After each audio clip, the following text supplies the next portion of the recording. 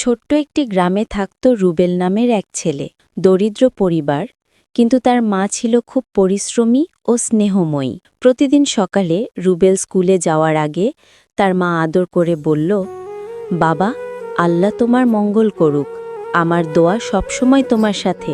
একদিন রুবেলের মা রুবেলকে আদর করে বলল, তুই একদিন অনেক বড় হবি, আমার দোয়া তোর সাথে সব সময় আছে। রুবেল একদিন শহরে গেল চাকরির সন্ধানে। সে মায়ের শেখানো কথাগুলো মনে রেখেছিল, কখনো মিথ্যা বলবি না, অন্যায় করবি না, আর প্রতিদিন নামাজের পর মাকে মনে করবি।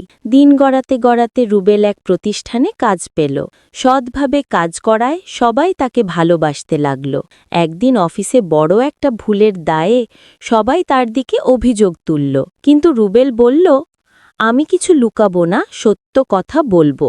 তদন্তের পর দেখা গেল আসল দোষী ছিল অন্য কেউ। অফিসের বস রুবেলকে ডেকে বললেন, তুমি সত্যবাদী মানুষ, তোমার মতো কর্মীই আমাদের দরকার। সেদিন রাতে রুবেল ফোনে মাকে বলল, আম্মু, আজ তোমার দোয়ায় আমি সফল হতে পেরেছি। ফোনের ওপাশ থেকে মায়ের কণ্ঠ কেঁপে উঠল, বাবা, আমি কিচ্ছু করিনি, আল্লাহ আমার দোয়াটা কবুল করেছেন। মায়ের দোয়া হলো সন্তানের জীবনের সবচেয়ে বড় আশীর্বাদ।